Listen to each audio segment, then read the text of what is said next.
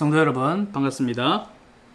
오늘은 웨스트민스터 총회에서 결정한 신앙고백서에 담겨있는 예배 모범을 중심으로 예배는 무엇이고 또 우리가 어떻게 드려야 하는가에 대해서 한번 심도 깊게 공부해보는 시간을 가지려고 합니다. 예배의 삶 오신 여러분들을 진심으로 환영합니다. 먼저 이 수업에 들어가기 전에 가지고 계시면 굉장히 좋은 책, 깡 예배 모범이라고 하는 책인데요. 조금 비싼 책이지만은 그래도 굉장히 좋은 책이니까 소개를 먼저 시켜드리고, 그리고 이 수업이 이 내용을 가지고 있습니다. 먼저 예배를 우리가 왜 알아야 될까요?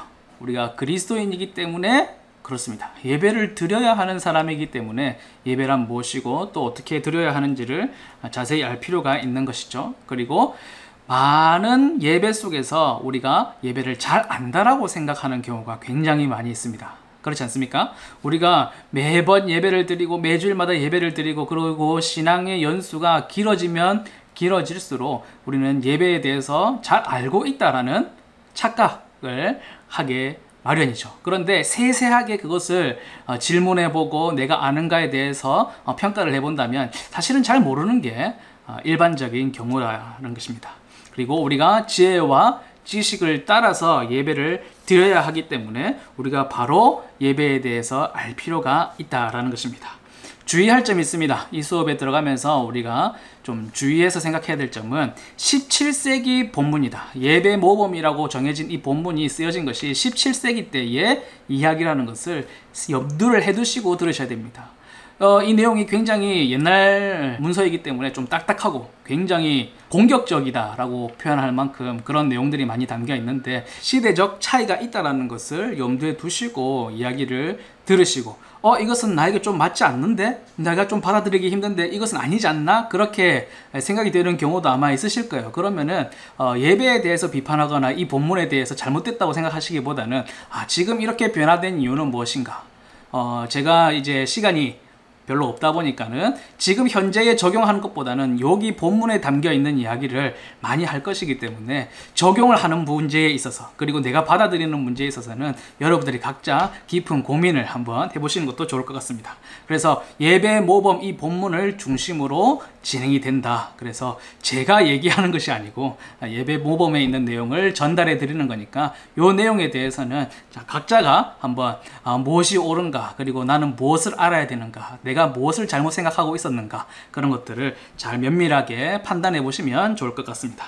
먼저 들어가기 전에 이 바른 예배라는 것이 무엇인가 그것을 판단하기가 굉장히 어렵습니다. 그 이유가 무엇일까? 첫 번째로는 성경이 명확한 예시를 제시해 주지 않습니다. 예배는 처음에 시작할 때 10분 전에 와서 기도로 준비하고 찬송을 열심히 부르고 또 뭐 이런 내용들 예배 순서는 주보처럼 이렇게 쫙 성경이 정해졌으면 정말 좋았을 텐데 그렇게 하고 있지 않기 때문에 좀 바른 예배가 무엇인가에 대한 판단이 어려운 것이죠. 두 번째로는 지난 2000년의 교회의 역사를 쭉 살펴보아도 예배 방식이 굉장히 다양하고 나라마다 민족마다 또 시대마다 계속 그것이 변화해 오고 또 각기 다양한 모습으로 정착이 되는 것을 볼 수가 있습니다. 고전적인 예배, 우리가 생각하는 굉장히 이제 고전적인 예배 그리고 보수적인 예배가 있고 또 자유로운 예배를 추구하는 것이 있고 이것이 늘 진자운동을 해왔습니다. 자유로운 예배에 너무 빠지다 보면 이것이 잘못됐다 너무 심하다 해서 다시 고전으로 돌아가자.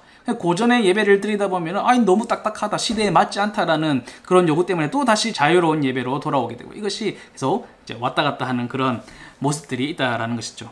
이 고전적 예배에 대한 불만들이 있죠. 시대적 변화를 반영하자. 그리고 19세기 말에 와서는 퀘이커적인 예배가 드려지게 됩니다. 이것이 뭐냐면 성경을 약간 무시합니다. 그리고 신비주의, 그리고 사회개혁, 사회참여 이런 데에 굉장히 신경을 많이 쓰는 그런 예배가 드려지게 되고 그 다음에는 열린 예배 아마 얘기를 많이 들어보셨을 거예요. 열린 예배, 구도자 예배, 이머징 예배 뭐 이런 이야기들이 이제 생겨나게 되는데 이 구도자 예배라는 것이 무엇이냐면 새 가족들을 새로운 사람들 교회의 기존 신자가 아닌 새로운 사람들을 위한 예배를 드리는 것입니다. 그래서 이제 예배당을 콘서트 장처럼 이렇게 꾸미고 그렇게 하는 그런 예배였고요. 그리고 이머징 예배는 무엇이냐? 구도자 예배에서 조금 더 나아가서 천장에다가 스테인 글라스를 쫙 받고 거룩한 분위기를 만드는 영적인 체험을 더 중요하게 생각하는 그런 예배들이 이제 또 생겨나게 되고 이렇게 계속 왔다 갔다 하게 됩니다. 그러나 결국은 예배란 무엇이냐? 결국 교회 안에서 드려지는 것이 예배죠. 우리가 항상 한 공동체요, 한 지체로 존재하는 교회입니다. 그래서 예배는 개인적인 차원이 아니라 교회적인 차원에서 받아들이고 이해하고 어떻게 드려야 하는지를 고민해 봐야 된다는 것이죠. 교회는 무엇이냐? 예배 공동체입니다. 교회를 뭐 여러 가지 얘기로 표현할 수 있겠지만 결국 정답은 무엇이냐면 하나님을 예배하기 위해서 모여있는 사람의 공동체가 바로 교회입니다. 웨스트민스터 신앙고백서 제25장 4절을 보면 이런 내용이 있습니다. 이 보편교회는 때로는 더 잘 보이기도 하고 때로는 덜 보이기도 하였다. 그것은 보편교회의 한 일원으로서의 개체교회가 복음의 교리를 얼마나 더 또는 덜 순수하게 가르치고 받아들이고 교례를 집행하였으며 공예배가 순결하게 진행되었느냐에 따라 더 순수하기도 하고 덜 순수하기도 한다라는 것입니다. 여기서 말하는 이 보편교회라고 하는 것은 하나님을 믿는 전 세계 교회, 교회라고 했을 때 지구적 교회를 얘기하는 것이고 하나님 나라를 이야기하는 것이고 개체교회라고 하는 것은 우리 교회처럼 지역마다 세워져 있는 그런 지역의 교회들을 이야기하는 것입니다. 그런데 예배가 하나님의 뜻에 따라서 진행되고 있는지 거기에 따라서 참된 교회를 식별할 수 있는 본질적인 요소가 된다는 것입니다. 더 순수한 교회도 있고 덜 순수한 예배를 드리는 교회가 있다라는 것이죠. 중요한 건 무엇이냐? 기준이 분명하게 있다라는 것입니다. 다음 내용에 들어가기에 앞서서 먼저 교단의 구별에 대해서 보도록 하겠습니다. 대표적인 교단이 장신, 총신, 합신, 고신이 있는데 우리는 고신이죠. 가장 보수적인 교단이라고 할 수가 있습니다. 그 보수적이라는 것이 뭐 사회적, 정치적 그런 보수가 아니라 신학적인 부분에 있어서 성경을 해석하는 부분에 있어서 보수적이다라는 것이죠. 그래서 이 책을 보면서 많은 교단들의 헌법들을 인용하게 되는데 이 책에 나오는 모든 그런 내용을 보기보다는 고신교단의 헌법들을 중심으로 우리가 살펴보고자 합니다. 이 고신교단에서 예배 지침 제1장 1조 교회라고 되어 있는 것을 보면 교회란 무엇이냐? 예수 그리스도의 공로로 구원받은 그리스도인들이 모여서 하나님 앞에 예배하는 공동체다. 교회는 예수 그리스도의 몸, 성령의 역사로 말미암아 계속적인 하나님의 말씀이 정확하게 선포되어야 하고 성례를 올바르게 집행해야 하며 권징을 정당하게 시행함으로써 그 정통성이 유지되어야 한다. 그리고 교회 정치입니다. 지상의 모든 성도들이 한 곳에만 회집하여 교제하며 하나님을 예배할 수 없으므로 각 처소에 개체 교회를 설립하고 교회는 예수 그리스도를 믿는 무리들의 유익을 따라 일정한 장소에서 하나님께 예배하며 성결하게 생활하며 그리스도의 나라를 확장하기 위하여 성경의 교훈과 교회의 헌법에 의하여 공예배로 모인다. 이렇게 우리 고신교단의 예배에 대해서 그리고 교회에 대해서 정의를 이렇게 내리고 있다라는 것을 참고하시면 되겠습니다. 그리고 하나님과의 관계 속에서도 우리가 예배를 이해할 수가 있는데요. 하나님께서 찾아오심으로부터 예배가 시작이 됩니다. 찾아오신 하나님에 대한 우리의 반응, 그 은혜에 대한 찬송이 바로 예배라는 것이죠. 예배는 그러니까 우리가 시작하는 것이 아닌 하나님으로부터 시작되는 것이 예배입니다. 우리가 시간을 정해두고 내가 나와서 하나님 오십시오, 은혜를 주십시오, 예배를 받아주십시오 이렇게 우리가 불러서 하나님이 오시는 것이 아니라 교회에 임재하시는 하나님 앞에 우리가 나아가서 임재하신 하나님 앞에 반응하는 것이 바로 예배다라는 것이죠. 그래서 예배의 종류를 한번 보도록 하겠습니다. 첫 번째로는 사적인 예배, 두 번째로는 공적인 예배가 있습니다. 사적인 예배, 공적인 예배 굉장히 좀 어색한 예시가 될 것 같은데요. 아마 이 공부를 쭉 이제 해가시면 굉장히 익숙한 단어가 될 것입니다. 사적인 예배라는 것은 개인적으로 드리는 예배죠. 삶으로서의 예배도 포함이 됩니다. 특별한 형식이나 순서 이런 것이 필요가 없죠. 말씀 읽기, 기도, 찬송 그런 기본 요소들을 포함하고 있으면 이제 개인적인 예배가 되는 것인데 사적인 예배가 필요한 가장 중요한 이유가 무엇이냐? 공적인 예배 속에서 하나님과 깊이 교제하기 위해서 일주일 동안 공예배를 위해서 나의 삶을 사적인 예배로 하나님 앞에 준비하고 드려지는 것이죠. 그 다음으로 공적인 예배, 주일, 평일 중에 교회가 정하여서 함께 모여서 드리는 예배가 바로 공예배가 되겠습니다. 일정한 형태와 질서가 필요하죠. 왜냐하면 혼자 하는 것이 아니라 교회 공동체가 여러 명이 모여서 드리는 것이기 때문에 흔히 우리가 그냥 예배라고 얘기하면 바로 이 공예배를 의미하게 됩니다. 그래서 우리가 새벽 기도회, 수요 기도회, 구역 모임 뭐 이런 것을 공예배라고는 하지 않습니다. 수요 기도회가 없는 곳도 있고 금요 기도회가 없는 곳도 있고 새벽 기도회가 없는 그런 나라들이나 민족들이나 교회들이 있을 수 있으니까 이것이 반드시 예배다라고 한다면 모든 지역과 모든 민족이 다 해야 되겠죠. 그러나 예배가 아니기 때문에 기도회라는 이름을 붙이고 있기도 하고 없기도 한 것이죠.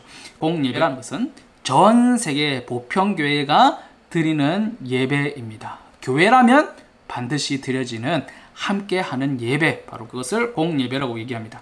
그래서 우리가 쉽게 예배라는 단어를 너무 흔하게 사용하는 경향이 있습니다. 개회 예배, 개업 예배, 취임 예배, 생일 감사, 결혼 예배, 장례 예배, 추도 예배 이런 얘기들을 굉장히 많이 들어 보셨을 텐데 사실은 여기에 적합한 명칭은 아닙니다. 우리가 예배라고 했을 때는 반드시 교회에서 공적으로 모든 성도가 함께 드리는 예배를 예배라고 부르기 때문에 사실은 적합한 새로운 명칭이 좀 필요하겠죠. 저는 아이디어가 잘 떠오르지 않는데 우리 성도님들께서 한번 생각해 보십시오. 장례 예배나 추도 예배에 대해서 예배라는 단어가 아니라 어떤 것을 쓰면 가장 좋을까 한번 생각해 보시는 것도 좋을 것 같습니다. 넘어가서요. 공예배 대신 주일 대예배라는 표현을 우리가 사용을 하기도 합니다. 그런데 그것은 바람직하지 않은 표현이에요. 왜냐하면 대라고 붙이는 것은 소가 있기 때문이죠. 뭐에 비해서 크기 때문에 이제 대라는 글자를 붙이게 되는데 대예배라고 한다면 다른 예배들은 어떻게 됩니까? 작은 예배, 소예배가 되는 것이죠. 왜 그것이 맞지 않냐면 공예배라고 하는 것은 모든 성도가 함께 드리는 예배인데 크게 모이는 예배가 있고 작게 모이는 예배가 있다는 것은 말이 안 되는 것이죠. 공예배 외에는 모임이라든지 경건회라든지 기도회라든지 집회라는 말을 사용하는 것이 합당하겠다. 예배라는 명칭을 분명하게 구분하지 않으면 어떤 일들이 벌어질까요? 나는 새벽 예배에 나왔기 때문에 주일 예배 안 가도 돼. 나왔으니까. 나는 부서 예배에 그리고 구역 예배에 갔기 때문에 주일 예배, 공 예배에는 가지 않아도 오늘 예배 드렸잖아. 이런 식의 문제들이 생길 수도 있는 것이죠. 그래서 명칭을 정확하게 구별하는 것이 어떤 면에서는 굉장히 중요하다라는 것입니다.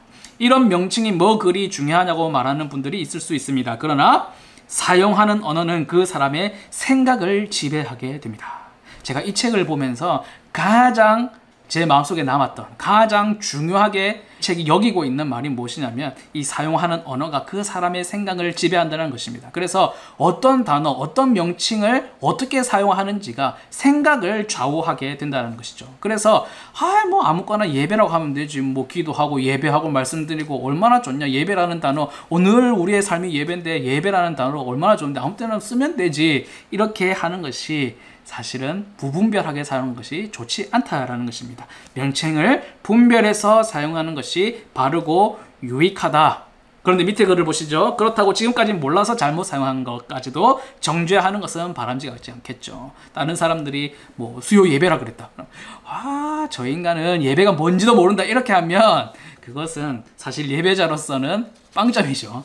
앞으로 서로 잘하도록 격려하고 좋은 아이디어가 있으면 나누고 그렇게 하는 것이 중요한 일이 되겠습니다. 공예배의 중요성 1차적으로는 성경의 명령이기 때문이죠. 창세기 4장 26절을 보시면 비로소 그때 여호와를 찾았다 이렇게 표현을 하고 있습니다. 시대마다 그 모양과 어떤 표현 방식, 순서들 이런 것들은 다 달랐지만 회중이 함께 모여서 하나님께 나아가는 공예배는 계속해서 드려져 왔다라는 것입니다. 이것은 신약교회 이후로도 계속해서 성경에 나타나고 있는 증거들이 있는 내용이죠. 그리고 우리는 또 교회의 한 지체이기 때문에 이 공예배가 굉장히 중요하다라는 것입니다. 따로따로 흩어져서 모이는 소모임들도 중요하지만 모든 성도가 함께 모여서 드리는 예배 굉장히 중요한 것이죠. 세 번째로는 모든 사적 예배의 기초가 되기 때문에 공예배가 중요합니다. 공예배를 드림으로써 나의 삶의 사적인 예배로 이어지고 이 사적인 예배는 주일에 공예배의 한 번을 위해서 6일 동안 예배를 위한 준비로서의 사적 예배가 드려지기 때문에 이 공예배가 굉장히 중요한 것이죠. 고시 헌법의 내용만 보시면은 설교와 성례, 기도와 찬송, 헌금으로 진행되는 주일 공예배, 주일 오전, 오후, 저녁을 제외한 일체의 모험은 원칙적으로 기도회라고 한다. 우리 고신의 헌법이 바로 그 공예배에 대한 중요성 그리고 명칭을 제대로 사용할 것에 대해서 이제 명시를 하고 있다라는 것입니다. 예배를 드리는 이유가 뭘까요? 첫 번째로는 하나님께 영광 돌리는 것이죠. 우리를 찾아오신 하나님께 대한 반응으로서 우리가 영광을 올려드리는 것입니다. 두 번째로는 그 은혜를 받기 위해서 예배를 드리고 말씀을 아는 지식의 성장을 위해서 예배 가운데 나옵니다. 또 믿음의 고백과 강화, 믿음 안에서 하나됨, 믿지 않는 자들의 중생과 회심을 위해서 예배를 드리게 됩니다. 사실은 구동자 예배가 아까 전에 말씀드렸듯이 새가족들, 믿지 않는 사람들을 중심으로 드리는 예배라고 했는데 그것은 사실 제가 봤을 때는 옳은 방향성은 아닌 것 같고요. 옛날에 성막이 있을 때, 성전이 있을 때는 이방인의 뜰이 따로 있었죠. 우리 예배 드리는 그 공동체, 그 장소 안에는 들어올 수 없었지만 이방인들도 가까이 나올 수 있는 이방인들의 공간이 있었듯이 매주일 예배를 새롭게 온 사람들, 하나님을 잘 알지 못하는 사람들이 예배의 중심에 들어와서 한다는 것은 사실 무리가 있다라는 것입니다. 성경이 제시하는 예배의 두 가지 원리가 있습니다. 첫 번째로는 규정적 원리입니다. 규정이 되어 있는 예배라는 것이죠. 진리 안에서 성경에 가르치는 그 방식대로 예배를 해야 한다. 영과 진리로 예배할지니라 라는 말이 성령 안에서 진리 안에서 예배를 드리라 라는 것이죠. 사도행전 2장 42절 말씀을 보면 아론의 아들 나답과 아비후가 각기 향로를 가져다가 여호와께서 명령하지 아니하신 다른 불을 담아 여호와 앞에 분향하였더니 불이 여호와 앞에서 나와 그들을 삼키매 그들이 여호와 앞에서 죽은지라. 여기서 번역을 다른 불이라고 했는데 엄밀하게 따지면 틀린 불, 잘못된 불이라고 번역을 하는 것이 훨씬 더 정확한 번역입니다. 하나님께서 명령하신 그 방식과 방법대로 예배하지 않고 자기들이 쉬운 방법, 자기들에게 좋은 방법, 자기들에게 편안한 방법을 통해서 하나님 앞에 예배를 드리려고 조금 편법을 쓴 것이죠. 거기에 대해서 하나님의 심판이 무엇이었느냐? 죽은지라. 굉장히 무서운 말씀이죠. 하나님은 예배의 태도와 동기뿐만 아니라 예배의 방법에 대해서도 지대한 관심을 가지고 있습니다. 왜냐하면 그것이 하나님의 명령에 대한 우리의 순종이기 때문에 그런 것이죠. 규정적 원리로 예배를 드리면 좀 딱딱하다는 느낌이 들 수 있죠. 그러나 그것은 우리의 자유를 억압하는 것이 아니라 사실은 오히려 그리스도 안에서 자유를 허락해 줍니다. 순서와 형식에 대한 어떤 딱딱함이 아니라 예배의 요소 그리고 모범에 대해서 집중을 하고 있기 때문이죠. 칼빈은 기독교 강요에서 이렇게 얘기를 했습니다. 하나님께서는 공적인 예배의 순서를 명확하게 지시해 주지는 않으셨으므로 각 시대의 모든 교회는 그들의 정황과 지혜에 따라 적절한 순서를 마련해 예배할 자유가 있다.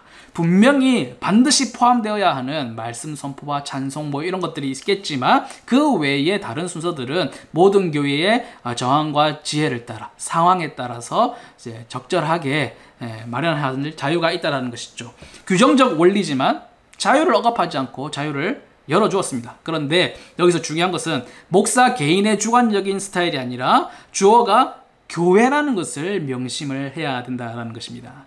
교회 전체가 인정하고 이해할 수 있는, 받아들일 수 있는, 함께 기도하여서 얻은 지혜로서 예배에 대해서 이제 적절한 순서를 마련할 필요가 있다는 것이죠. 담임 목사님이 바뀐다고 해서 어떤 목사님이 바뀐다고 해서 예배의 스타일이 확 바뀌고 이렇게 하면 굉장히 이제 혼란이 올 수도 있기 때문에 그것은 옳은 것이 아니고 교회에 따라서 지혜롭게 행할 필요가 있다. 거기에 대한 자유를 허락했다라는 것이죠.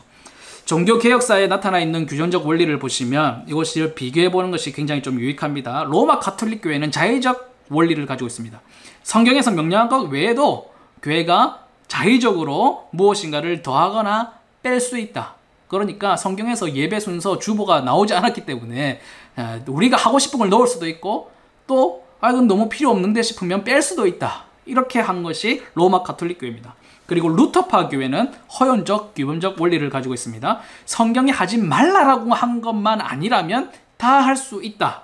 모든 것이 허락된다라고 생각하는 것이 바로 루터파 교회의 특징이고 개혁파 교회, 우리가 속한 교회입니다. 규정적 원리를 적용하죠. 하나님께서 말씀에 명령하신 방식으로 예배해야만 한다. 어떤 것도 더하거나 빼서는 안 된다라는 것이 개혁파 교회의 원리가 되겠습니다. 로마 가톨릭 교회는 더하거나 뺄 수도 있고, 루터파 교회는 하지 말라고만 아니면 더 할 수 있고, 그러나 개혁파 교회는 더 이상 더하거나 빼지 말아야 된다라는 규현적 원리를 가지고 있습니다. 성경이 제시하는 예배의 두 가지 원리 중에서 대화의 원리입니다. 예배는 또 본질적으로 하나님과 또 그분의 백성 간의 어떤 교제이자 대화이기 때문에 그런 것이죠.